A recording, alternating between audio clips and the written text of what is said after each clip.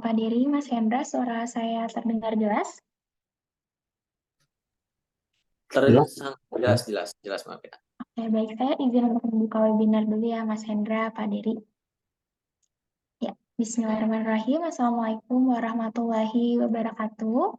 Salam Om Swastiastu, Namo Buddhaya, salam kebajikan, dan salam sejahtera untuk kita semua. Pertama-tama, marilah kita panjatkan rasa puja dan puji syukur kita kehadirat Tuhan Yang Maha Esa karena berkat rahmat dan hidayahnya kita masih diberikan kesehatan sehingga dapat mengikuti kegiatan webinar pada hari ini. Bapak Ibu sekalian, senang sekali saya Nola Sveta atau yang akrab disapa Veta yang akan memandu acara pada hari ini. Saya ucapkan selamat datang di series edukasi Ramadan dan investasi syariah yang diselenggarakan oleh Asosiasi Analis Efek Indonesia dan juga CSA Community. Dan hari ini temanya adalah meneropong peluang dan tantangan pasar modal syariah di tahun 2024. Sebelumnya, saya ingin mengucapkan selamat datang dan juga terima kasih kepada Bapak dari Yustria selaku pembicara pada webinar hari ini. Kemudian juga ada Mas Hendra Wardana selaku moderator pada webinar hari ini. Kemudian terima kasih juga saya ucapkan kepada Bursa Efek Indonesia, Perkumpulan Profesi Pasar Modal Indonesia, dan CSA Institute yang telah memberikan support sehingga kegiatan pada hari ini dapat terlaksana. Dan tak lupa saya ucapkan juga selamat datang dan terima kasih kepada Bapak Ibu dan rekan-rekan sekalian yang telah hadir pada webinar di siang hari ini.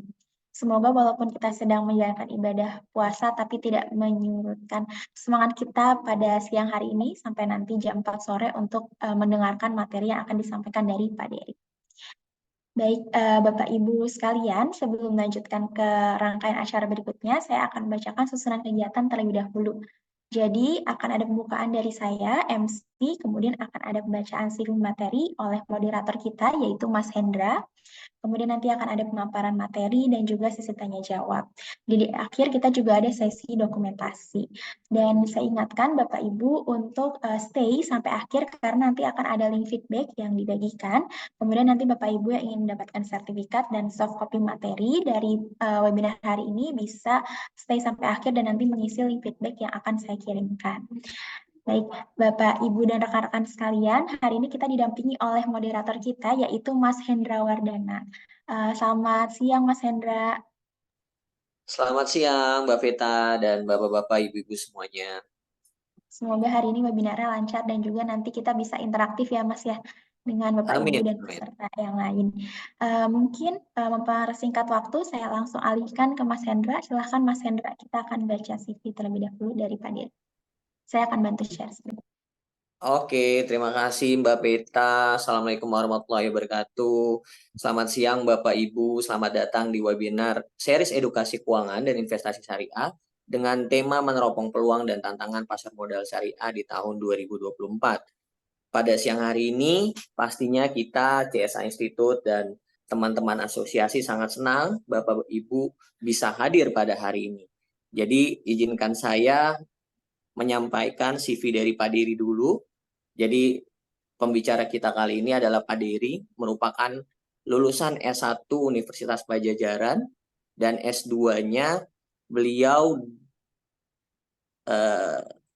S2 di Institut Teknologi Bandung dan bisa dibilang pengalamannya sangat luar biasa di bidang pasar modal syariah karena bisa dibilang sudah lebih dari 10 tahun pengalamannya nih. Jadi bisa dibilang Bapak dan Ibu gunakan kesempatannya pada hari ini untuk bertanya-tanya nih terkait dengan pasar modal syariah. Khususnya siapa tahu nanti Pak Dery akan kasih bocoran nih kepada Bapak, Ibu-Ibu semuanya terkait dengan saham-saham syariah yang menarik di tahun 2024. Oke, mungkin itu aja ya Pak Dery ya.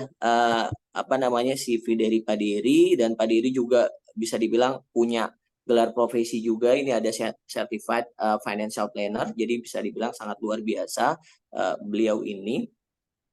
Untuk mempersingkat waktu, saya persilakan untuk Pak Dery Yustria untuk menyampaikan atau memaparkan terkait dengan materinya pada hari ini. Untuk Pak Dery, waktu dan tempatnya saya persilakan. Oke, baik. Bismillahirrahmanirrahim. Assalamualaikum warahmatullahi wabarakatuh, Bapak Ibu sekalian dari CSI Institute. Terima kasih banyak dapat hadir dalam kegiatan kali ini. Ini mungkin pertemuan pertama kita ya dalam secara online ya. Walaupun offline juga mungkin nanti kalau misalnya memungkinkan kita bisa ketemu. Nah, rekan-rekan sekalian, saya diberi kesempatan untuk menjelaskan tentang pasar modal syariah. Saya akan coba sampaikan materinya dan saya berharapnya bisa menyampaikan lebih cepat saja karena memang saya berharap ada feedback tersendiri atau pertanyaan-pertanyaan yang akan langsung nanti disampaikan lewat Mas Hendra juga gitu tentang pasar modal syariah gitu ya. Karena memang kalau cerita soal pasar modal syariah gitu ya, bukan cuman kita semua atau kalangan kita semua atau misalnya apa namanya orang-orang yang sudah paham pasar modal gitu ya yang agak kaget ada pasar modal syariah, kok pasar modal bisa syariah gitu ya, itu kan pertanyaan yang paling apa ya paling sering ditanyakan gitu ya. Dan kadang-kadang teman-teman kalau misalnya kita ngomongin syariah ya teman-teman, kita pasti langsung mikirinnya tuh udah halal dan haram gitu ya, udah ngomongin soal berbagai larangan dan lain sebagainya. Karena memang kalau misalnya kita ngomongin soal syariat Islam gitu ya, ngomongin halal dan haram, tingkatan paling haram yang pertama gitu ya, itu adalah babi gitu ya teman-teman. Babi itu pokoknya paling haram deh gitu ya. Nggak apa-apa nggak sholat tapi nggak makan babi gitu ya. Tapi ini juga banyak gitu yang mikirin aneh-aneh kayak begitu. Tapi teman-teman kita bicara selain babi apalagi yang haram gitu ya. Riba. Oh, nah ini riba juga banyak gitu ya. Walaupun sebenarnya konsepnya masih banyak orang yang belum terlalu paham gitu ya, bahwa tidak semua sebenarnya kelebihan itu disebut dengan riba gitu ya. Kadang-kadang banyak kesalahpahaman bahwa dividen itu riba gitu ya. Nah, ini kurang tepat juga gitu ya. Nah, saya akan coba menjelaskan terlebih dahulu tentang pasar modal syariah sedikit dan kemudian saya akan tunjukkan data bagaimana pasar modal syariah, kondisi pasar modal syariah saat ini gitu ya. Teman-teman semua, pasar modal syariah ini sebenarnya sederhana gitu ya. Pasar modal syariah, kita tahu pasar market kita gitu ya. Mekanisme pertemuan permintaan dan penawaran. Modal ini kita objek transaksinya. Surat berharga itu adalah objek transaksinya. Nah, syariah ini adalah peraturan apa namanya? Peraturan yang ada dalam syariat-syariat Islam atau misalnya prinsip-prinsip Islam. Jadi teman-teman kalau ngomongin pasar modal syariah gitu ya, kenal pasar modalnya dulu gitu ya. Baru kita hubungkan dengan syariahnya. Jadi pasar modal syariah adalah pasar modal yang kita kenal tapi tidak bertentangan dengan prinsip syariah. Baik mekanismenya, infrastrukturnya gitu ya, terutama objek transaksinya. Dan kalau misalnya dilihat di POJK juga ada gitu definisi tersendiri tentang pasar modal syariah gitu ya. Nah, yang orang bilang pasar modal itu adalah judi. Sebenarnya bukan gitu ya. Pasar modal itu bukan judi karena memang erat kaitannya kenapa pasar modal bisa syariah padahal pasar modal kan judi gitu ya. Ini sangat-sangat keliru bahwa teman-teman semua judi dalam pandangan Islam itu sebenarnya ada dua. Yang pertama adalah eh, maisir, yang kedua adalah kimar. Maisir itu artinya misalnya nonton kemarin Indonesia lawan apa namanya lawan Vietnam gitu ya. Mas Hendra ini kalau misalnya Indonesia menang gitu ya, saya bayar deh ke Mas Hendra 1 juta. Tapi kalau Vietnam yang menang nih saya pasang Vietnam, nah Mas Hendra bayar ke saya 1 juta. Nah itu zero sum game itu adalah judi. Jadi perjudian itu adalah permainan, bukan transaksi. Sedangkan di pasar modal itu adalah transaksi. Transaksinya apa? Transaksi jual beli. Jadi jangan bilang bahwa pasar modal itu judi karena memang tidak memenuhi syarat tersebut. Yang kedua dalam pandangan Islam, salah satu judinya lagi ada yang dinamakan dengan kimar. Kimar ini adalah apa namanya zero sum game yang diakibatkan oleh yang kitanya ikut bermain. Kalau tadi kan Indonesia lawan Vietnam, saya dan Mas Hendra tuh nggak ikutan main. Tapi kalau misalnya gini, saya dan Mas Hendra misalnya main biliar deh, yang kalah bayar meja sama minuman dan makanannya. Itu sebenarnya walaupun saya menang gitu ya, itu masuknya judi. Kenapa? Karena saya dapat dari yang kalah gitu ya. Itu dinamakan dengan judi. Dan sebenarnya pasar modal itu beda dengan judi. Pasar modal itu halal. Kenapa? Karena memang akadnya adalah jual beli, tidak ada judi, tidak ada transaksi judi gitu ya. Yang membuat pasar modal menjadi tidak syariah atau pasar modalnya apa namanya tidak lagi halal gitu ya. Itu adalah ada syarat dan rukun dari transaksi yang tidak dipenuhi. Contoh misalnya gitu ya, ketika misalnya kita bertransaksi barangnya tuh barang yang tidak sesuai dengan syariah gitu ya, itu memang menjadi transaksinya batal. Mungkin jual belinya terjadi dan secara hukum sah-sah saja, tapi dalam pandangan Islam barang yang ditransaksikan harus halal gitu ya teman-teman semua. Jadi sebenarnya kalau misalnya kita bicara soal kesyariahan dari suatu apa namanya produk keuangan atau sistem keuangan itu sebenarnya sudah ada fatwanya. Fatwanya tuh beda dengan fatwa halal yang biasa kita lihat dari MUI. Ini ada tambahannya DSN. DSN itu Dewan Syariah Nasional. Dewan Syariah Nasional ini ngomonginnya keuangan. Nggak, kalau misalnya nanti misalnya ada fatwa kayak misalnya boleh nggak waktu COVID ini nggak sholat Jumat gitu kan. Nah, itu fatwanya fatwa dari MUI. Nah, ini ada bagian dari MUI yang khusus memutus perkara-perkara tentang keuangan namanya DSN MUI. Nah, ini fatwa ini adalah jawaban dari para ulama gitu ya atas pertanyaan-pertanyaan yang kita sampaikan.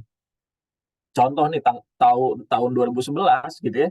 Kita menanyakan apakah sistem continuous auction ini sesuai dengan prinsip syariah gitu ya. Dijawablah fatwa nomor 80 tahun 2011 bahwa transaksi di bursa pakai continuous auction itu halal gitu ya teman-teman. Itu fatwa itu adalah jawaban pada dasarnya. Nah, fatwa ini kenapa harus apa namanya dibarengin sama POJK, karena memang fatwa ini tidak mengikat teman-teman semua, makanya gitu ya alhamdulillah ada harmonisasi nih antara fatwa dan POJK-nya gitu ya. Jadi ini adalah jadi landasan regulasi kita.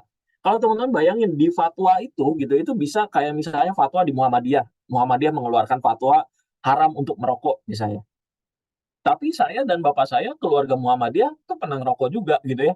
Jadi ini sebenarnya karena tidak mengikat. Jadi tidak menjadi apa namanya? Tidak menjadi masalah walaupun misalnya ada fatwa Muhammadiyah bilang nggak boleh ngerokok gitu ya. Nah, tetapi di sini teman-teman, kalau kita ngomongin pasar modal gitu ya, ini terikatnya sama peraturan OJK gitu ya. Nah, ini kita untuk efek syariah sebenarnya sama saja. Ada saham, sahamnya saham syariah gitu ya. Saham syariah ini yang kayak gimana gitu. Ini sebenarnya saham yang kita kenal seperti biasa saja, cuman bedanya dia harus memenuhi syarat untuk menjadi saham syariah. Makanya tidak semua saham yang ada di Bursa Efek Indonesia itu sesuai dengan syariah gitu ya. Hanya saham-saham yang masuk ke dalam daftar efek syariah. Nah, semua saham yang masuk ke dalam daftar efek syariah ini masuk biasanya ke apa namanya? Ke ISSI, Indeks Saham Syariah Indonesia.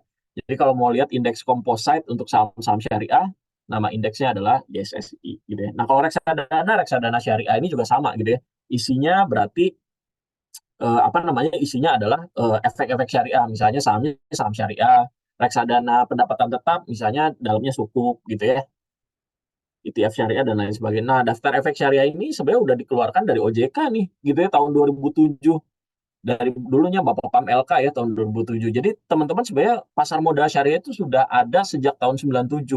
Dengan keluar pertamanya reksadana syariah, gitu ya, itu sebenarnya pasar modal syariah itu udah ada. Tapi kalau misalnya saya boleh ngambil istilah gitu ya, dari 97 sampai 2010 lah gitu ya, ini boleh bilang pasar modal syariah ini kayak ini apa namanya kayak iklan mobil zaman dulu ya Suzuki apa iklan Isuzu Panther gitu ya nyaris tak terdengar ya emang dari 97 sampai 2010 itu relatif tuh nggak ada sama sekali, makanya kita bilang 2011 itu adalah momen kebangkitan pasar modal syariah kita karena memang orang jadi tahu oh ternyata jumlah saham syariah itu nggak kayak JII ya, JII kan tahun 2000 gitu ya itu ada 30 saham syariah. Nah sekarang udah tahu bahwa ternyata 2007 tuh udah ada loh daftar efek syariah. Jumlah saham syariah itu banyak, nggak hanya 30 saja gitu ya. Nah, daftar efek syariah ini gitu ya, ini direview setiap 6 bulan sekali. Jadi mungkin saja ada perusahaan yang masuk gitu ya, ada perusahaan yang keluar. Selama dia tidak memenuhi syarat gitu ya, maka dia akan dikeluarkan gitu ya. Kriterianya apa? Nah, kriterianya ada di POJK nomor 35 gitu ya. Di POJK ini tahun 2017 dibilang bahwa kalau misalnya perusahaannya secara bisnis sesuai dengan prinsip syariah, dia juga harus memenuhi prinsip secara keuangannya gitu ya. Prinsip cara keuangannya itu apa? Prinsip cara keuangannya adalah tidak boleh punya utang berbasis riba lebih dari 45% terhadap total aset gitu ya. Jadi makanya untuk saham-saham syariah rata-rata tuh tidak punya utang berbasis riba yang relatif besar gitu atau misalnya tidak punya utang yang berat gitu ya. Kemudian ada juga pendapatan non halal. Tidak boleh punya pendapatan non halal lebih dari 10% gitu ya. Jadi ada dari sisi bisnisnya, ada dari sisi laporan keuangannya gitu ya. Misalnya ada perusahaan bisnisnya apa? Telekomunikasi. Oke, fine. Tapi ini ada pendapatan nih, pendapatannya misalnya dari selisih kurs gitu ya. Nah, ini misalnya berapa persen? Oh, ternyata hanya 1% dari total pendapatan. Nah, ini biasanya tetap masuk ke dalam saham syariah, gitu ya, teman-teman. Ada saham yang sebenarnya tidak diseleksi, tidak dipantau, gitu ya. Jadi dia selama 6 bulan sekali dia pasti tidak akan pernah keluar, gitu ya. Yaitu adalah perusahaan yang mendeklarasikan diri sebagai emiten syariah, gitu ya. Misalnya Bank Syariah Indonesia, BTPN Syariah, gitu ya. Itu perusahaan memang di ADRT perusahaannya juga udah bilang bahwa akan mengikuti prinsip-prinsip Islam. Nah, itu udah otomatis menjadi saham syariah. Gitu. Akadnya yang kalau kita bilang continuous auction ini di dalam bahasa fikihnya adalah bai al musawamah. Jadi sebenarnya continuous auction atau lelang berkesinambungan yang kita kenal itu adalah sesuatu yang diperbolehkan gitu ya. Namanya bai al musawamah. Nah, kemudian ini juga bisa dijadikan mahar, boleh dihibahkan, boleh diwariskan gitu ya, boleh diwakafkan karena di kami juga mengembangkan sistem filantropi Islam. Jadi wakaf saham tuh udah dimungkinkan, wakaf, zakat, infak, sedekah dengan menggunakan saham itu sudah sangat dimungkinkan. Gitu ya. Kami mengembangkan ini supaya teman-teman investor ngerasanya bahwa aduh saya nggak punya uang, saya punyanya saham. Nah, sahamnya itu bisa diwakafkan gitu ya selama teman-teman mau, atau misalnya bisa dizakatkan nggak bisa gitu ya selama kita sudah memenuhi syarat untuk wajib menjadi wajib zakat gitu ya, sudah hartanya sudah masuk ke dalam nisabnya atau wajib zakatnya, maka kita juga bisa keluarkan dalam bentuk sahamnya juga gitu ya. Nah, ini teman-teman yang membedakan sebenarnya dalam pasar modal syariah itu unik gitu ya. Sebenarnya kita ini ada sistem online trading syariah. Mungkin bagi Bapak Ibu yang bekerja di sekuritas sudah agak kebayang gitu. Apa sih yang namanya sistem online trading syariah? Sistem online trading syariah ini seperti online trading biasa gitu ya, tetapi gitu ya, dia mengikuti prinsip-prinsip Islam yang ada di fatwa DSN nomor 80. Fatwa DSN nomor 80 ini boleh dibilang adalah guidance bagaimana kita jadi investor, gitu ya, jadi investor dengan mengikuti prinsip-prinsip Islam. Di SOTS ini dia punya beberapa fitur, gitu. Fiturnya adalah yang satu itu tidak ada margin. Jadi ini semuanya cash basis, teman-teman. Jadi kalau misalnya beli saham, gitu sama fee-nya berapa, itu harus sesuai, cash-nya juga harus ada, gitu. Kalau cash-nya kurang, nggak bisa beli. Dan dia tidak bisa mentransaksikan saham yang tidak syariah. Contohnya misalnya mau beli saham perusahaan minuman keras misalnya A gitu ya. Nah, ini pasti ditolak sama sistem. Ketika dia perusahaannya tidak masuk ke dalam ISSI, biasanya dia tidak bisa ditransaksikan gitu ya. Dan ini hanya memang bisa transaksinya untuk saham syariah. Dan ini sangat memudahkan Bapak Ibu dan rekan-rekan semua. Kenapa? Karena memang kalau dulu mau jadi investor syariah kan syarat di fatwa nomor 80 itu dua. Satu, hanya beli saham syariah. Dua, tidak melakukan transaksi yang dilarang. Nah, beberapa transaksi yang dilarang yang bisa diblok sama sistem, salah satunya ini, margin trading, short selling gitu ya.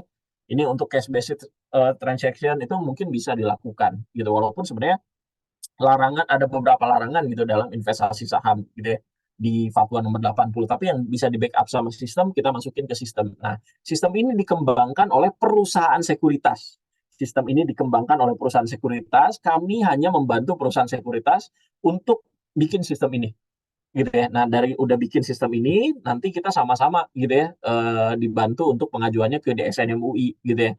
Nanti sama DSN MUI disertifikasi apakah perusahaan ini bisa menjalankan atau bisa memiliki produk sistem online trading syariah ini gitu ya. Bisa punya layanan sistem online trading syariah ini. Biasanya setiap 3 bulan sekali sistem SOTS. Dan ini satu-satunya di dunia Bapak Ibu. Belum pernah ada di negara lain ya. Karena orang Indonesia ngeliat bahwa orang Indonesia tuh banyak sebenarnya dan orangnya tuh pengen mudah, pengen gampang. Kebayang kalau misalnya belum ada sistem ini gitu ya, orang kalau mau beli saham syariah harus ngecek dulu daftar efek syariah. Ini sahamnya masuk atau enggak. Tapi kalau pakai sistem ini, masukin kodenya, transaksi ditolak gitu ya, penyebabnya bisa jadi uangnya kurang atau sahamnya tidak syariah. Nanti tuh ada pop-up atau notifikasinya gitu. Kenapa dia gagal untuk bertransaksi? Oh, sahamnya tidak sesuai dengan prinsip syariah. Oh, misalnya ini diindikasikan ingin melakukan margin trading, jadi uangnya kurang, tapi pengen beli saham yang harganya lebih mahal daripada uang yang dimiliki, gitu ya. Itu ada notifikasinya. Sejauh ini dari 90 perusahaan sekuritas, alhamdulillah sudah ada 16 perusahaan sekuritas yang aktif yang mengembangkan sistem online trading syariah ini dan menyediakan layanan ini bagi para investor syariah gitu ya. Dan dari jumlah saham yang beredar gitu ya di bursa itu alhamdulillah udah 920 perusahaan. Nah, yang masuk syariah sekitar 630-an. Bahkan sebenarnya beberapa saham syariah ini masuk top 20 market cap dan top 20 trading value gitu ya. Bahkan boleh dibilang hampir setengahnya saham-saham yang ada di top 20 ini adalah saham-saham syariah. Gitu. Dan jumlah sekarang pengguna sistem, jadi kami mendefinisikan investor syariah adalah investor yang menggunakan online trading syariah tadi. Dan jumlahnya itu sekarang per Februari itu 141.727. 141.727 727. Ini mungkin data per Januari ya teman-teman, alhamdulillah udah nyampe 140 ribuan gitu ya. Dan teman-teman bisa lihat bahwa sebenarnya kalau dilihat dari market cap gitu ya, kita lihat market cap, volume, value, frekuensi, share-nya itu di atas 50%. Jadi sebenarnya tanpa tersadari gitu ya, orang yang pakai SOTS sama enggak gitu ya, dia transaksinya saham-saham syariah juga gitu ya. Kemungkinan saya menjadi investor di Bursa Efek Indonesia, kemungkinan besar 64% saham yang saya pilih adalah saham syariah gitu ya teman-teman. Tapi kami mendefinisikan orang yang jadi investor syariah adalah orang yang dengan sadar hanya menggunakan fasilitas atau sistem layanan online trading syariah gitu ya. Ini dari kinerjanya saham-saham syariah gitu ya. Kemudian ini indeks syariah tuh alhamdulillah udah ada 5 ya, bukan cuma ISSI dan JII, tapi udah diperlebar, ada JII 70, ada IDX MAX BUMN 17 dan IDX Syariah Growth. Jumlah saham syariah alhamdulillah naik terus gitu ya.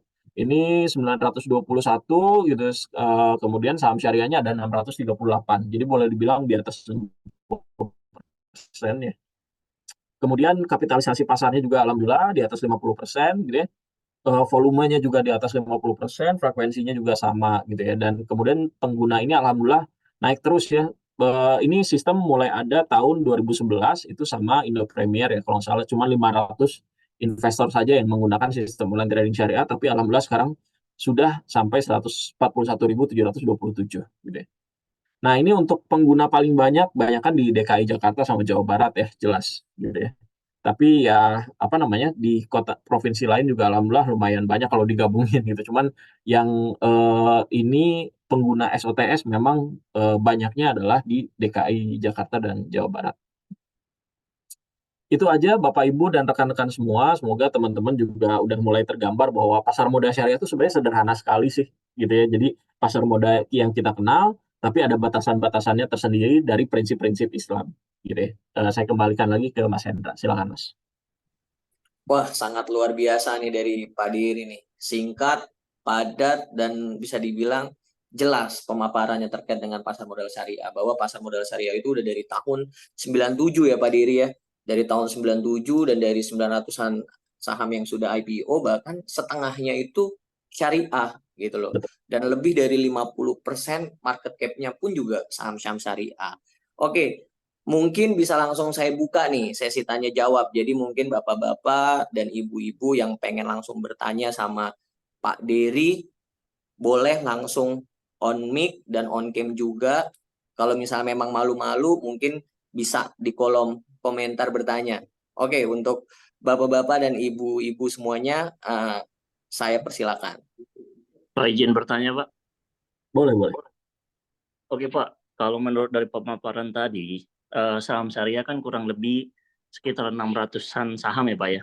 Ya. Dan saya lihat bahwa saham syariah kan ini mengikuti kaidah Islam ya, istilahnya atau barometernya.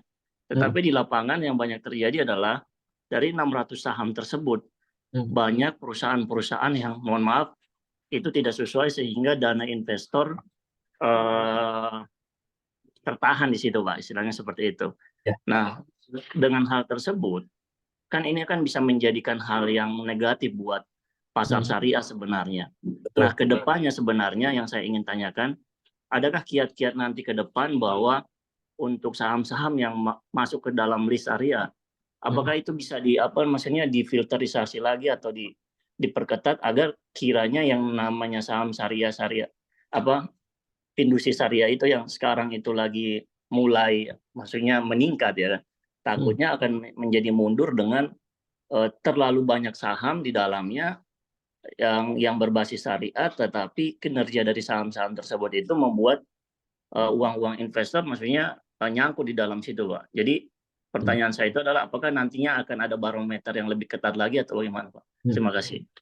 Iya, sejauh ini yang memang ada di POJK 35 tahun 2017 gitu memang hanya fokus ke dalam sisi kan namanya perusahaan gitu ya. Perusahaan itu kan dilihat dari input dan outputnya ya.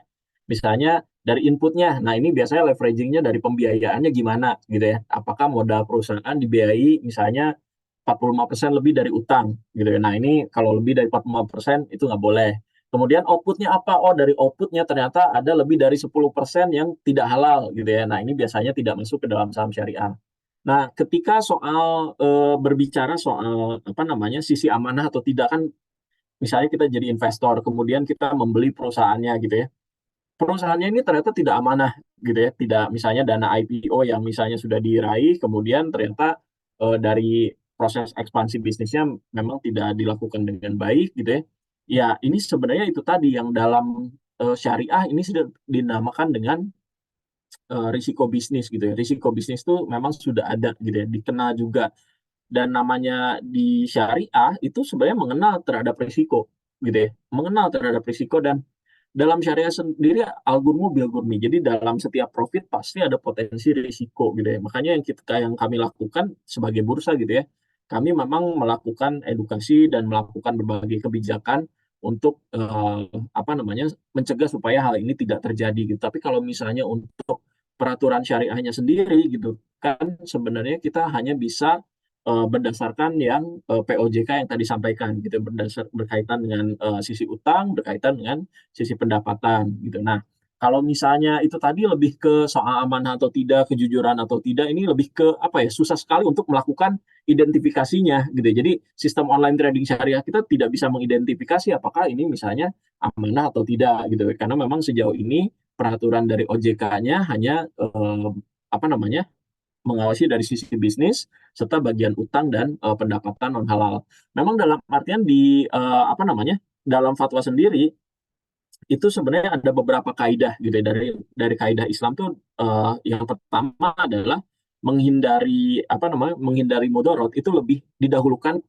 ketimbang untuk mencari keuntungan. Jadi menghindari mudarat didahulukan gitu ya dibanding untuk mendapatkan keuntungan. Nah, ini juga mungkin itu jadi kaidah fikih juga gitu ya bagi teman-teman yang berinvestasi gitu ya. Tentunya memang ini harus jadi tanggung jawab semua pihak gitu ya untuk menjaga supaya pasar modal syariah ini tetap bertumbuh. Tapi sejauh ini untuk kriterianya gitu ya masih terpaku pada POJK nomor 35, yaitu dua hal tadi, sisi bisnis dan laporan keuangan. Makasih, Pak. Sama-sama. Oke, jawaban dari Pak Diri sangat luar biasa nih. Terus ada lagi nih yang bertanya nih Pak Diri dari Pak Freddy. Apakah ada mekanisme filter mandiri oleh investor? Let's say saya mau filter emiten yang 100% revenue-nya dari bisnis halal. Di luar deskripsi syariah dari IDX. Nah, kira-kira gimana nih Pak Diri? Memang ada yang apa namanya bagaimana kalau kita tidak menggunakan daftar efek syariah yang dikeluarkan sama OJK gitu ya. Jadi kita berkeyakinan bahwa saya punya metode tersendiri, itu sebenarnya silakan saja gitu. Kayak misalnya eh, saya tidak mau perusahaannya memang tidak apa namanya punya bisnis yang non halal misalnya, atau misalnya ada pendapatan non halal walaupun sedikit. Itu sebenarnya sudah ada gitu ya, tanpa harus diseleksi. Sudah ada 5 emiten syariah. Jadi jumlah perusahaan yang memang dari awal menyatakan diri sebagai perusahaan yang menjalankan usaha dengan prinsip syariah itu ada 5 sejauh ini di Bursa Efek Indonesia, dan kebanyakan adalah bank syariah. Bank Aladin Syariah, BTPN Syariah, Paninbank Syariah, Bank Syariah Indonesia, sama ada satu perusahaan asuransi syariah kalau nggak salah kodenya Jemas deh kalau nggak salah gitu ya. Jadi cuman ada 5 itu tadi. Nah, kalau itu insya Allah tidak akan ada bisnis yang tidak halal gitu ya. Tidak akan ada juga utang berbasis riba, dan tidak ada juga pendapatan non halal. Kalaupun ada, biasanya mereka di laporan keuangan sudah melakukan mekanisme cleansing. Kayak misalnya di BSI itu ada mekanisme cleansing, misalnya dari kurs atau dari mana gitu, itu pasti dikeluarin gitu ya. Bukan diakui sebagai pendapatan. Tapi kalau misalnya mau bikin sendiri, itu silakan kok, nggak ada masalah gitu. Cuman sejauh ini yang bisa kita fasilitasi adalah yang menggunakan daftar efek syariah yang dikeluarkan OJK. Oke, jawabannya sangat luar biasa nih dari Pak Diri. Jadi yang bisa dibilang bisnis 100% halal itu untuk saat ini baru terkait dengan saham-saham perbankan syariah gitu ya Pak Diri ya. Sejauh ini ya. Oke, nggak menutup kemungkinan untuk saham-saham yang lain ya, emiten-emiten yang lain ya Pak Diri ya. Emiten yang nggak punya utang di bank misalnya, itu ada yang melakukan itu, Mas. Tapi setidaknya kalau mengandung unsur syariah itu utangnya tidak lebih dari 45% gitu ya Pak Diri ya. Oke, ini masih banyak nih pertanyaannya nih Pak Diri dari Bapak Muhammad Kozin. Yang pertama pertanyaannya, apakah seluruh anggota bursa yang memiliki sistem online trading syariah saat ini sudah bisa melakukan wakaf saham atau zakat saham? Karena tadi saya lihat Bursa Efek Indonesia menargetkan seluruh AB dalam sistem online trading syariah dapat melakukan wakaf saham. Tahunnya saya lihat 2019. Mungkin itu dulu nih ya pertanyaan Iya. pertama. Dijawab dulu Pak Diri. Wakaf saham ini memang jadi sistemnya gini. Wakaf saham ini dana wakaf. Wakaf itu sebenarnya adalah satu bentuk filantropi dalam Islam yang dikelola oleh pengelola wakaf. Nah, gampangnya gini. Pengelola wakaf itu kan zaman dulu orang ngewakafin tuh apa sih yang biasa dulu diwakafin tuh biasanya tanah gitu ya. Tanah gitu, makam, madrasah gitu ya, yang kayak gitu-gitu. Nah, sekarang tuh wakaf tuh bisa dari saham. Jadi ceritanya gini, ada pengelola wakaf. Nah, kita pengelola wakafnya itu harus jadi nasabahnya dari perusahaan sekuritas dulu. Karena biar nasabah yang ada di perusahaan sekuritas A misalnya bisa langsung kasihin sahamnya ke pengelola wakaf tadi. Nah, pengelola wakaf tadi ini ngumpulin saham-saham yang dikasihin, kemudian nanti dari hasil dividennya itu dimasukkan ke dalam program-program yang mereka punya. Misalnya untuk biasanya untuk wakaf produktif ini bukan yang sekali. Jadi biasanya untuk hal yang berkelanjutan lah gitu ya. Misalnya untuk biaya untuk modal usaha para janda gitu, atau misalnya air yang di tempat susah air gitu ya, dikasih sumber air dan lain sebagainya gitu. Kebanyakan adalah wakaf yang produktif semacam itu gitu ya. Nah, dari 16 perusahaan sekuritas ini yang baru punya hubungan sama pengelola wakaf gitu ya, kayak Dompet Duafa, Rumah Zakat dan lain sebagainya, baru ada 7 gitu ya. Nah, kalau untuk wakaf dan zakat sebenarnya sama saja gitu ya. Jadi ini bisa misalnya kalau misalnya rumah zakat, rumah wakaf gitu ya, itu bisa. Atau misalnya yang paling gampang misalnya Basnas gitu ya, itu juga sudah punya gitu ya. Jadi mereka si Basnas juga udah ada akun di beberapa perusahaan sekuritas. Jadi kalau misalnya nasabah di perusahaan sekuritas 1, 2, 3 atau ABC gitu ya, mau melakukan zakat saham itu bisa lewat Basnas juga. Nah, di sistem mereka itu memang sudah ada, mereka bikin sistem sendiri. Jadi kalau misalnya kita mau ngezakatin saham gitu ya, dan itu biasanya bisa outload, ada yang bisa outload, ada yang enggak. Misalnya ada yang punya ini bonus saham atau misalnya bonus saham ada sekitar kurang dari 100 lembar gitu ya. Nah, itu bisa dilakukan wakaf saham atau zakat saham, atau sedekah saham itu dimasukkan ke dalam sistem online trading syariah mereka. Tapi sejauh ini cuma ada 7 dari 16 perusahaan sekuritas yang sudah punya sistem online trading syariah. Harapan kami cuma 2, makin banyak sistem sekuritas yang punya sistem online trading syariah, dan harapan kedua kami adalah orang yang punya AB yang sudah punya sistem online trading syariah punya untuk wakaf saham juga. Jadi makin banyak dana wakaf yang dikumpulkan, makin banyak juga bisa ngangkat yang di bawah garis kemiskinan. Harapannya itu. Mantap. Tapi kalau misalnya yang bisa diwakafin itu hanya saham-saham yang syariah aja gitu ya, Pak Diri? Ada beberapa kebijakan untuk wakaf, zakat, itu biasanya untuk saham-saham yang syariah. Tapi kalau untuk sedekah ini bebas. Saya misalnya mau hijrah nih, saya nggak mau lagi punya saham bank konvensional, ya udah BCA-nya saya sedekahkan. Itu akadnya beda lagi gitu ya. Kalau zakat mah wajib gitu ya. Kalau zakat wajib. Dan kalau wakaf itu harus dikelola dalam jangka panjang. Makanya biasanya harus saham syariah. Tapi kalau misalnya sedekah mah bebas gitu ya. Ini biasanya sahamnya nggak syariah, ya udah disedekahkan, itu boleh gitu ya. Boleh. Apalagi kalau sedekah BCA ke saya juga nggak apa-apa Pak Diri. Boleh lagi, Masya Allah. Oke, ini lanjut pertanyaannya masih sama Pak Muhammad Kojin. Pertanyaan kedua nih Pak Diri. Bagaimana proses screening saham syariah secara detail? Karena saya melihat ada lembaga keuangan yang sepertinya tidak masuk dalam kategori syariah dari segi bisnisnya, tapi masuk ke dalam list emiten saham syariah. Saya baru lihat daftar efek saham syariah di sektor keuangan ada Saratoga dan MGNA. Kenapa ini bisa masuk ke daftar emiten syariah? Ya, Daftar jadi efek syariah. perlu diklarifikasi lagi bahwa sebenarnya daftar efek syariah ini bukan produknya Bursa Efek Indonesia. Bursa Efek Indonesia itu pengguna produk ini. Jadi dari daftar efek syariah kita masukin ke indeks saham syariah Indonesia. Nah, kalau yang masuk indeks kami bisa jelaskan. Tapi kenapa masuk ke DES? Ini yang bisa menjelaskan hanya OJK, karena seleksinya itu dilakukan oleh OJK didampingi oleh DSN MUI. Ketika perusahaan tersebut sebenarnya memenuhi syarat dari sisi bisnis gitu, dia pasti masuk.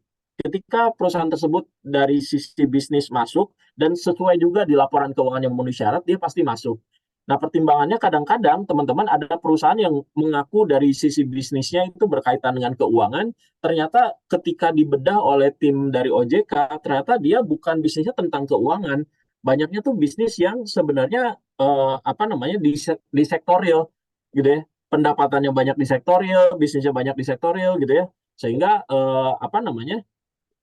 Kita melihat bahwa yang dominannya apa gitu ya, yang dominannya apa, dia masuk ke sektor keuangan tapi dominan pendapatannya di mana, biasanya seperti itu. Nah, error semacam itu memang pernah terjadi gitu, tetapi sebenarnya teman-teman dari pihak OJK sendiri memperbaiki, ada sistem-sistem yang terus diperbaiki supaya seleksi daftar efek syariah ini jadi jauh lebih akurat lagi gitu ya. Sejauh ini kan beberapa metode memang dilakukan, tapi prosesnya sekarang sedang diperbaiki. Insya Allah ini tidak menjadi apa namanya masalah lagi bagi kita gitu ya.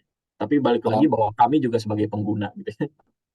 oke, jadi kalau misalnya daftar efek syariah ini di-screening oleh Otoritas Jasa Keuangan. Kalau Betul. Bursa Efek Indonesia itu mungkin bapak-bapak, ibu-ibu bisa langsung lihat aja nih yang tadi Pak Diri bilang, misalnya Jakarta Islami Index yang sudah di-screening oleh Bursa Efek Indonesia. Mungkin itu ya Pak Betul. Diri ya.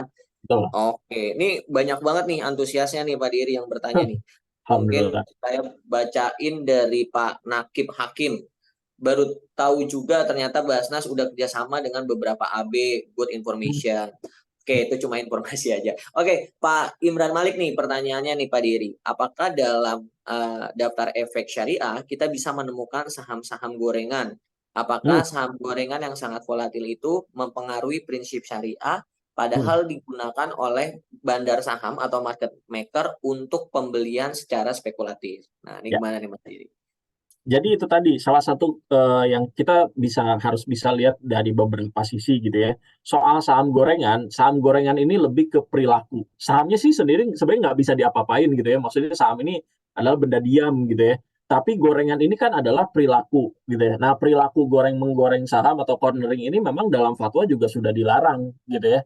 Jadi ketika kita misalnya ini tahu ini saham ini sedang dalam tanda kutip gitu upaya untuk menggoreng atau misalnya melakukan manipulasi terhadap saham tersebut gitu. Nah, kita sebagai investor itu sebenarnya dilarang untuk masuk ke situ kalau kita tahu. Kalau kita nggak tahu gimana? Nah, itu tadi Islam itu hukumnya itu unik ya. Dia itu sempit di tempat yang luas, tapi luas di tempat yang sempit. Contohnya kayak gini. Kalau misalnya kita nih, babi itu haram. Mau di kayak gimana itu babi itu haram. Nggak bisa digimana-gimanain. Mau dikecapin, mau disembelih pakai bismillah, mau dibakar, mau dipanggang, mau digoreng, babi itu haram. Nggak bisa digimana-gimanain. Tapi kondisinya misalnya ketika apa namanya kita di hutan tersesat gitu ya, ya ada babi lewat, cuman babi yang lewat gitu kan, nggak ada lain gitu kan. Nah itu kalau dimakan gimana? Hanya untuk sekedar ada biar hidup aja gitu, biar asal kita bisa makan, itu jadi halal. Dan kalau tidak tahu, itu jadi halal juga. Contohnya misalnya gini, saya seneng banget di Bandung itu ada bakmi Naripan. Saya nggak tahu bahwa itu sebenarnya kok enak banget gitu ya. Teman saya iseng nanya gitu ya, saya sudah habis gitu teman iseng nanya, oh iya, memang sih dipisah gitu ya, ada yang apa namanya, ada yang pakai babi, ada yang enggak gitu. Tapi mungkin yang saya pesan adalah yang ada babinya gitu. Jadi makanya enak. Nah, itu nggak masalah. Walaupun saya sudah makan dan dengan nikmat gitu ya, udah pakai Bismillah juga gitu. Tapi karena tidak tahu, itu jadi halal. Tetapi nanti nextnya saya nggak boleh beli lagi gitu ya, karena memang udah tahu bahwa itu haram. Jadi teman-teman di tempat yang luas jadi sempit, di tempat yang sempit itu jadi luas. Dalam keterbatasan itu bisa jadi luas. Nah, sekarang untuk yang ngomongin soal cornering tadi gitu ya, tentang menggoreng saham. Perusahaannya sendiri selama memenuhi syarat dari POJK nomor 35 tahun 2017, dia tetap masuk ke syariah gitu ya. Masalahnya nanti dia digoreng, nah ini berkaitan dengan perilaku investornya yang mana itu sebenarnya sudah dilarang gitu ya, bahwa investor melakukan itu tuh sudah dilarang. Upaya melakukan manipulasi saja sudah dilarang. Apalagi benar-benar niat melakukan atau misalnya bahkan menginisiasi melakukan menggoreng saham tadi. Tapi kalau dari sahamnya sendiri, selama dia bisnisnya halal, kemudian tidak melakukan transaksi yang dilarang, contohnya misalnya dari sisi laporan keuangan yang masuk, POJK nomor 35, dia tetap halal kok masuk ke syariah. Jadi di syariah juga banyak yang salah sangka, ini stereotip, oh karena syariah pasti ini untung. Nggak bisa kayak gitu. Karena syariah dia pasti amanah. Enggak juga gitu. Berapa banyak misalnya di apa namanya agen properti yang ngomongin syariah tapi sebenarnya dia tidak amanah, itu banyak juga. Makanya teman-teman, dalam syariah gitu, upaya untuk ikhtiar kita meminimalkan risiko atau misalnya melakukan cek terhadap bisnisnya itu tetap harus dilakukan gitu ya. Jadi teman-teman, ini balik lagi, dia masuk syariah itu karena peraturan OJK-nya yang membatasi bahwa dia perusahaannya bisnisnya halal dan secara laporan keuangan memenuhi syarat. Balik lagi ke situ, demikian. Oke, luar biasa nih jawabannya. Jadi balik lagi terkait dengan emitennya itu sudah mengandung unsur syariah gitu ya Pak. Terkait dengan behavior atau perilaku investor atau tradernya itu balik lagi di market seperti apa gitu ya Pak ya. Oke, ini ada pertanyaan lagi nih Pak Dery. Apakah di pasar modal syariah ada sistem kontrol atau pengawasan terhadap emiten atau saham-saham yang bermasalah?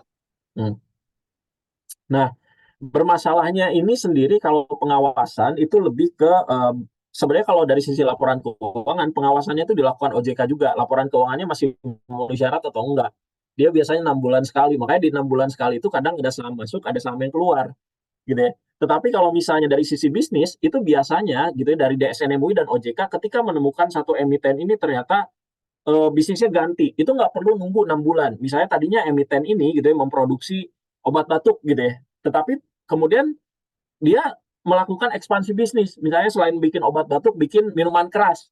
Ini tanpa harus nunggu 6 bulan, itu pasti dikeluarin, gitu ya. Tapi kalau misalnya kita berkaitan dengan keuangan kan itu aturannya 6 bulan sekali, 6 bulan masuk, bisa jadi 6 bulan ke depan ketika dia nerbitin obligasi atau apa, dia pasti keluar, gitu ya. Jadi mekanisme kontrol yang dilakukan oleh OJK terhadap saham syariah itu memang ada dua, dan itu masih terpatok pada peraturan yang tadi gitu. Kalau secara bisnisnya tidak perlu nunggu 6 bulan, kalau secara bukan secara bisnis gitu ya.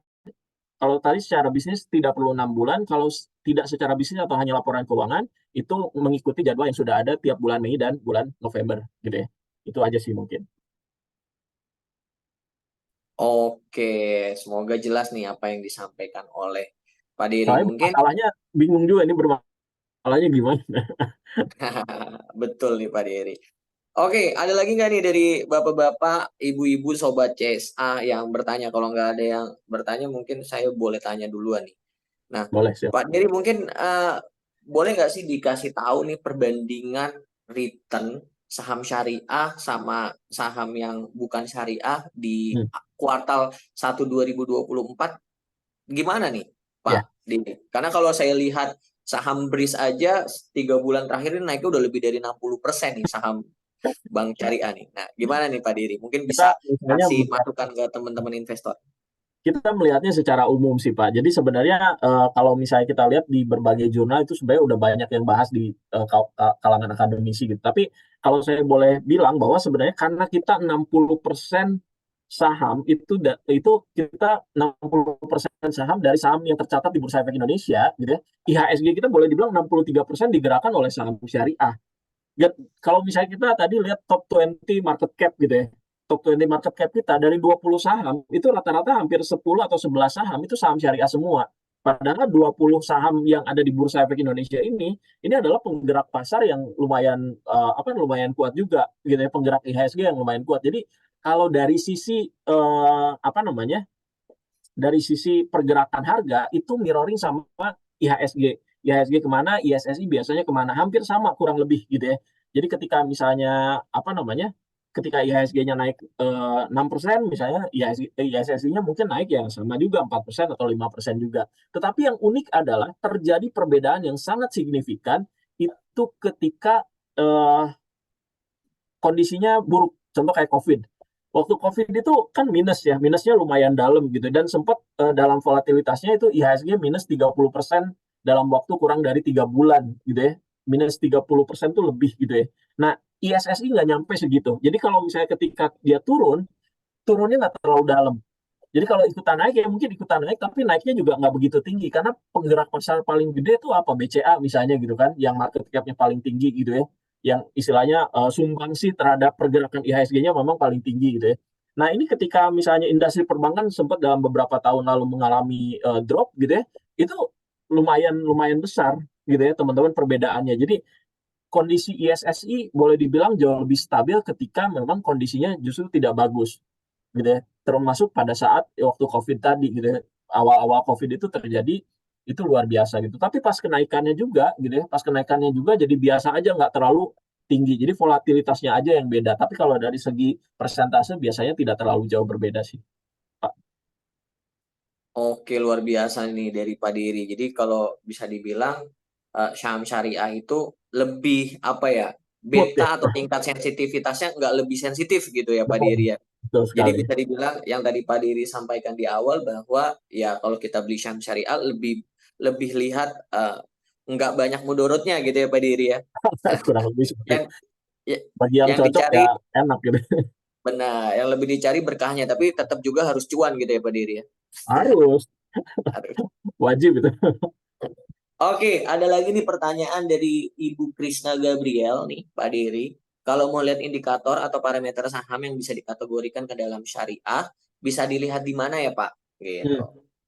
Ya, itu masuknya kalau lihat indikator ya pasti ke indeks ya, indeks saham syariah Indonesia. Dan kalau misalnya kalau kita kan ada LQ45 gitu ya, kita masuknya ke JI, Jakarta Islamic Index.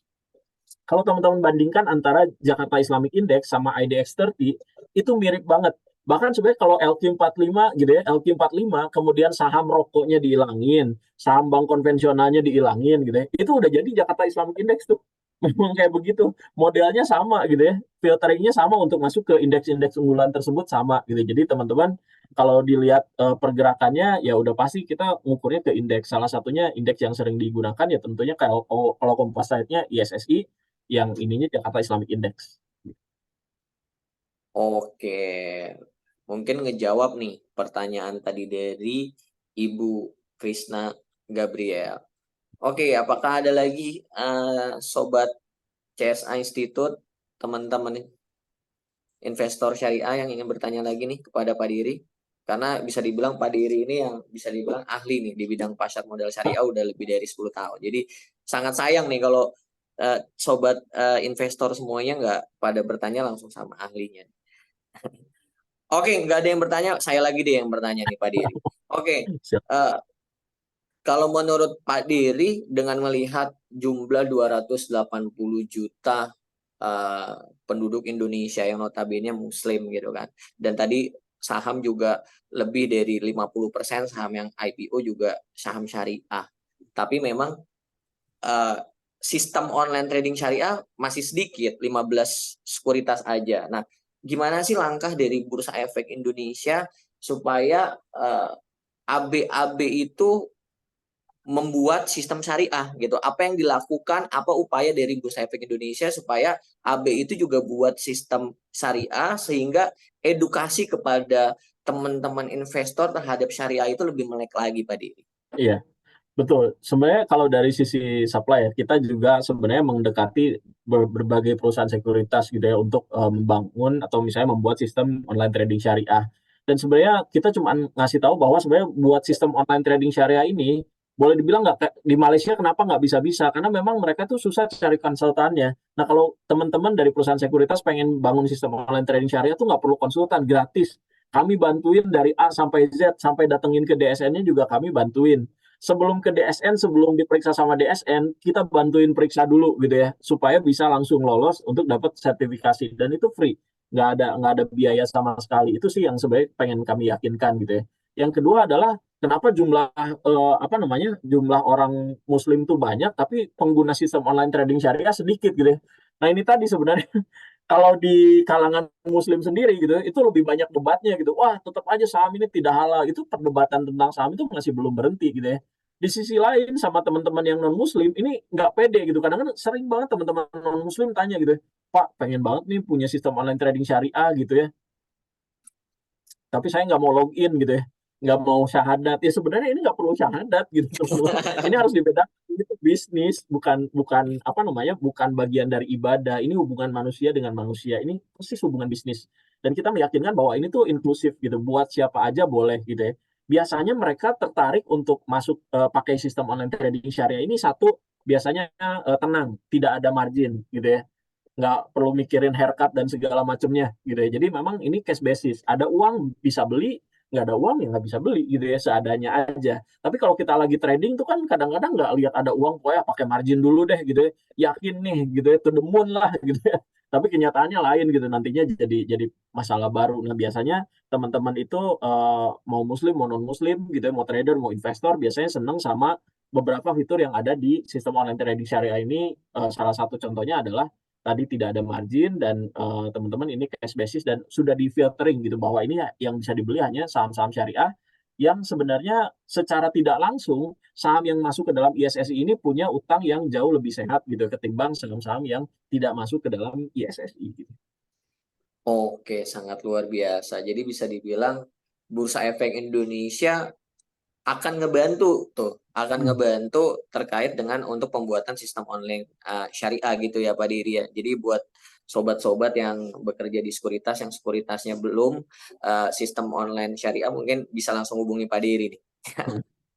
Oke, Pak Diri, pertanyaan sebelum ini aku pengen tanya lagi.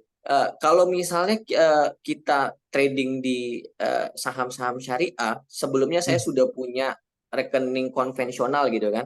Apakah rekening konvennya harus ditutup dulu, baru buat rekening syariah lagi, atau bisa dua-duanya? Atau kalau memang udah hijrah ya udah konven harus ditutup gitu. Nah, itu gimana nih Pak Diri? Mungkin sobat CSA dan sobat asosiasi juga pengen tahu nih Pak Diri. Ya, teman-teman kalau misalnya kayak gitu nggak usah harus ditutup ya. Kadang-kadang kita punya akun bank konvensional, punya akun syariah gitu ya. Jadi silakan saja gitu ya. Cuman ya mungkin kalau mau banyakin sahamnya, taruhnya banyakin di SOTS atau di sistem syariahnya. Tapi nggak perlu Nah, ditutup teman-teman. Dan kalau teman-teman nggak usah hijrah sekaligus, oh pokoknya semua saham yang konven dikeluarin gitu ya. Ya sebenarnya pelan-pelan aja. Karena memang pasti yang namanya hati itu berat ya ngelihat misalnya, aduh ini masa harus di cut loss sih gitu ya. Cut loss itu kan bagian tersulit dari seorang investor gitu ya. Jadi kasihan lah kalau kayak gitu. Jadi nggak usah dipaksain. Yang penting udah ada niat, saya mau niat deh gitu ya. Buka rekening yang syariah, pakai gitu ya rekening yang syariah, kumpulin sedikit-sedikit sahamnya di situ. Itu nggak apa-apa. Jadi nggak harus ditutup gitu ya. Jalanin dua-duanya silahkan. Bahkan sebenarnya teman-teman kalau misalnya pakai akun reguler pun itu tetap loh bisa bertransaksi secara syariah. Kan aturannya dalam fatwa satu hanya beli saham syariah yang masuk ke dalam DES saja gitu ya. Yang kedua adalah itu tadi gitu teman-teman tidak menggunakan margin gitu, tidak melakukan short sell gitu ya. Belinya cash basis, ada uang, ada barang gitu ya. Insya Allah itu udah sesuai syariah. Cuman memang tidak dihitung oleh kita sebagai investor syariah karena kita ngitung atau ngukurnya tuh biar jelas siapapun yang pakai sistem online trading syariah dia adalah investor syariah. Tapi teman-teman sendiri kalau misalnya mau pakai akun yang konven itu boleh kok gitu ya. Silakan saja selama mengikuti fatwa tadi. Kami menyediakan sistem online trading syariah untuk memudahkan gitu ya bagi teman-teman yang udah jago mah ya udah silakan saja gampang ini nggak harus gitu ya. oke, berarti tolak ukur dari Bursa Efek Indonesia melihat investor itu syariah atau tidaknya dari investor itu buka rekening syariah gitu ya Pak Diri ya. Betul.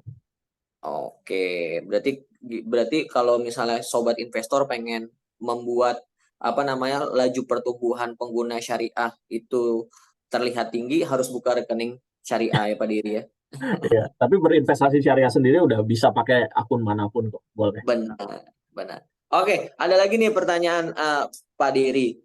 Sebelum kita membeli atau membuka rekening efek untuk membeli saham syariah, apakah menerapkan yang namanya sistem Know Your Customer? Oh, KYC iya sama. Jadi Ya, sistem pembukaan rekeningnya juga sama. Jadi kalau orang mau buka, mau opening account, itu sama dengan yang konvensional. Mau yang simplifikasi, ya sama simplifikasi kayak gitu bedanya, teman-teman. Biasanya yang sistem online trading syariah ini kerjasamanya sama Bank RDN Syariah. Gitu ya, Bank RDN yang apa namanya biasanya tuh BSI, CIMB Syariah gitu ya, Permata Syariah. Bedanya cuma di situ saja sih. Tapi kalau biasanya di semua sekuritas cara buka rekeningnya sama gitu ya. Sama juga kayak misalnya pencatatan saham baik yang syariah maupun enggak gitu di OJK tuh diperlakukannya sama gitu ya. Bagaimana perusahaan bisa tercatat itu semuanya sama kok, tidak ada perbedaan sama sekali. Bedanya di kita tuh seperti itu gitu. Jadi kalau ditanya KYC, KYC-nya ada, tenang saja. Apakah di KYC-nya harus muslim? Jawabannya tidak gitu ya. Semua boleh gitu, tidak ada pertanyaan soal agama. oke, ini ada pertanyaan lagi nih Pak Diri dari Pak Mangku. di sebuah anggota bursa, kalau mau trading saham syariah RDN khusus nggak boleh digabung dengan RDN konvensional. Benarkah itu Pak Dery? Ya, rata-rata kan pakai satu akun tuh biasanya sampai cuman satu RDN aja ya, gitu ya. Itu sebenarnya memang biasanya kalau yang sistem online trading syariah disarankan pakai RDN yang syariah saja. Tetapi gini, ketika kita buka rekening yang syariah, biasanya disediakan fasilitas SRE untuk nyimpen atau akun atau misalnya cabang dari sub rekening yang khusus jadi penampung. Jadi punya akun konven juga. Tujuannya buat apa gitu ya?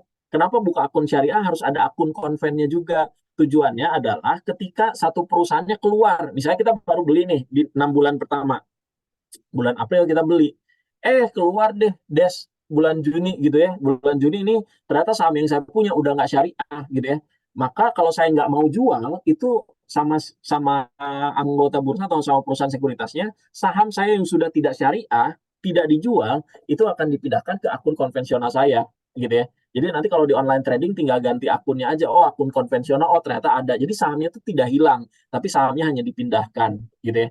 Seharusnya gimana? Seharusnya sih boleh dibilang kami menyarankan untuk jual saja, cari saham syariah yang lain. Tetapi kan tidak semua investor mau menjual saham yang dia sudah beli gitu ya. Jadi sebagai apa namanya solusinya, disediakanlah apa namanya akun konvensional untuk menampung ketika sahamnya sudah tidak syariah. Kalau nanti balik lagi gimana? Nah itu bisa dikembalikan lagi kok. Gitu. Kalau misalnya bisa jadi karena ada satu saham masuk, keluar, masuk lagi, itu sangat memungkinkan kok. Gitu. Karena ini berkaitan dengan soal keuangan. Oke. Tapi gini Pak Dery, kalau saya lihat dan tanya ke beberapa investor, tapi faktanya ada beberapa AB yang dia ketika misalnya pengen buka rekening syariah, justru rekening konvennya itu harus ditutup gitu Pak Dery. Nah kalau kayak gitu gimana ya? Sebenarnya itu kebijakan dari sekuritas ya. Kalau dari kebijakan dari bursa itu tidak harus seperti itu. Justru dari bursa itu akun konven itu harus ada gitu. Karena tujuannya untuk menampung tadi gitu ya. Karena akun syariah tidak bisa berdiri sendiri karena supaya kita tidak menyalahi aturan ya bahwa bursa atau siapapun gitu mau DSN, mau bursa, mau sekuritas itu tidak boleh memaksa orang untuk apa namanya menjual saham. Kalau misalnya dia tidak punya akun konvensional, berarti kan saham yang udah keluar dari syariah gimana? Harus dijual kan, dijual paksa. Nah, for selling itu menurut saya bukan jadi jalan yang bagus gitu ya buat seseorang kadang-kadang gitu. Jadi makanya kami menyarankan gitu ya tetap punya akun konvensional sebagai penampung gitu. Jadi tidak perlu ditutup sebenarnya. Oke, sangat jelas nih dari Pak Diri. Semoga tadi ngejawab juga pertanyaan dari Pak Mangku. Oke, mungkin pertanyaan terakhir dari saya nih Pak Diri. Kalau misalnya kita lihat, ada nggak sih seasonality atau history kapan saham-saham syariah itu kecenderungan naik gitu? Ada nggak sih Pak Diri? Ya, secara seasonal sih sebenarnya nggak ada karena memang semua sektor itu mirip. Jadi mirroring sama kayak ISSI, semua sektornya mirip kecuali satu yang keuangan dan perbankan tuh, yang finance. Karena jumlah saham syariah yang di bagian finance itu sedikit sekali gitu ya, ketimbang yang di sektor yang di sektor yang sama yang konvensional gitu ya. Bedanya hanya di situ. Jadi sehingga ketika pergerakannya IHSG kayak gimana itu mirip atau pergerakan di sektornya kayak gimana itu mirip gitu ya. Dan kalau misalnya terjadi kenaikan yang apa namanya kadang-kadang boleh dibilang extraordinary gitu itu memang sangat jarang. Tapi waktu itu sempat IHSG itu dalam 2 tahun dalam waktu setelah COVID kalau nggak salah 2021 atau 2022 gitu ya, saya lupa lagi itu pernah naik 15% sedangkan IHSG-nya cuma naik 4% gitu ya. Kenaikannya karena apa? Karena memang tadi ketika sektor perbankannya turun gitu ya lagi anjlok ini sebenarnya ngegeret yang lain kan, ngegeret IHSG-nya kan. Nah, sedangkan di apa namanya di SSI ini saham perbankan ini relatif sedikit gitu. Jadi itu aja yang membedakan. Tapi kalau dari sisi pergerakan di setiap sektor kurang lebih sama kecuali cuma satu sektor saja. Oke, terima kasih Pak Diri atas jawabannya, sangat komprehensif, sangat jelas. Semoga Sobat CSA Institute, Sobat Asosiasi, dan teman-teman investor semuanya jadi sangat jelas nih Pak Diri apa yang disampaikan terkait dengan pasar modal syariah. Dan semoga dengan webinar kali ini makin banyak juga nih teman-teman investor yang tadinya belum syariah jadi syariah. Gitu Pak Dery. Oke, mungkin itu aja dari saya. Saya ucapkan terima kasih kepada Pak Dery atas waktunya dan terima kasih juga buat para audiens yang udah bertanya ataupun yang malu-malu tadi bertanya. Untuk itu saya kembalikan kepada pembawa acara kita Mbak Veta. Mungkin Mbak Veta waktu dan tempatnya saya persilakan Mbak Veta. Lanjut. Baik, terima kasih Mas Hendra, terima kasih Pak Dery. Ternyata kalau tadi materinya sebenarnya cukup singkat ya Pak, tapi kita bisa lihat antusias dari teman-teman audiens yang hadir hari ini cukup bagus dan ternyata banyak pertanyaan-pertanyaan yang bagus juga. Tadi juga ternyata kita tahu kayak tadi ada yang bilang kalau misalnya ternyata sudah kerjasama dengan Basnas, itu jadi informasi yang bagus juga buat kita ya Pak ya. Semoga materi hari ini itu bisa menambah insight dari teman-teman. Kalau teman saya di Syariah suka bilang, ini Pak, yang syariah-syariah aja gitu. Semoga teman-teman yang hadir hari ini juga bisa jadi investor yang syariah-syariah aja juga ya Pak ya. Oke, baik. Bapak Ibu sekalian, kita akan ada sesi dokumentasi. Jadi Bapak Ibu yang belum on cam, boleh on cam terlebih dahulu. Kita akan dokumentasi bersama moderator dan juga pembicara kita sore hari ini. Ternyata puasa-puasa tetap semangat ya Pak ya, Mas Hendra. Kita webinar sore Harus ini. dong. Mantap, lebih dari 55-60 konsisten. Masih ada lagi yang mau on cam? Kita tunggu dulu. Bapak Ibu juga saya ingatkan untuk mengisi link feedback yang sudah saya bagikan di kolom chat untuk nanti sebagai dasar untuk kita membagikan sertifikat kehadiran dan juga materi dari Pak Dery hari ini. Oke, mungkin sudah tidak ada yang on-cam ya. Kita coba dokumentasi ya, Pak Dery, Mas Hendra, saya hitung gayanya boleh gaya bebas. Saya hitung 3, 2, 1. Oke, sekali lagi. Boleh Bapak Ibu yang mau gaya bebas fotonya, saya screenshot.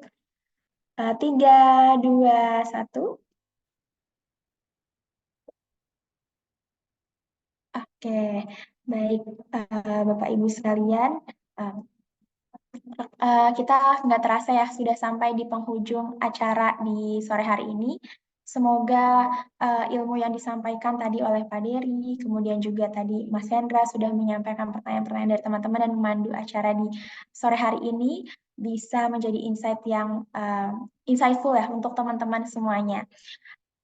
Terima kasih Pak Dery dan juga Mas Hendra selaku pembicara dan juga moderator di sore hari ini. Tidak lupa juga saya ucapkan terima kasih kepada Bursa Efek Indonesia, Perkumpulan Profesi Pasar Modal Indonesia, dan juga CS Institute yang telah mendukung terselenggaranya webinar pada hari ini. Dan terima kasih juga kepada Bapak Ibu sekalian yang telah hadir. Semoga tetap semangat. Jangan lupa habis ini cari takjil ya Bapak Ibu, buka puasa. Atau mungkin ada yang sudah ada agenda buat buka puasa di luar. Semoga materi yang disampaikan dapat memberikan insight baru serta bermanfaat bagi kita semua. Saya ingatkan juga untuk isi link feedback-nya. Dan Bapak Ibu jangan lupa juga stay tune untuk follow Instagram CSA Institute dan juga Asosiasi Analisa Indonesia karena ke depannya kita akan sering ada edukasi seperti hari ini. Baik, saya tutup. Akhir kata, saya mewakili Asosiasi Analisa Indonesia dan juga CSA Community. Mohon maaf apabila masih terdapat kekurangan dalam kegiatan hari ini. Sampai jumpa di series edukasi berikutnya, Bapak Ibu. Saya akhiri. Wassalamualaikum warahmatullahi wabarakatuh. Selamat sore semuanya. Sore. Terima kasih Pak Dery, terima kasih Mas semuanya. Hendra. Terima kasih Pak Dery, Mbak Veta dan semuanya. Iya, sama-sama Mas. Terima kasih Bapak Ibu sekalian.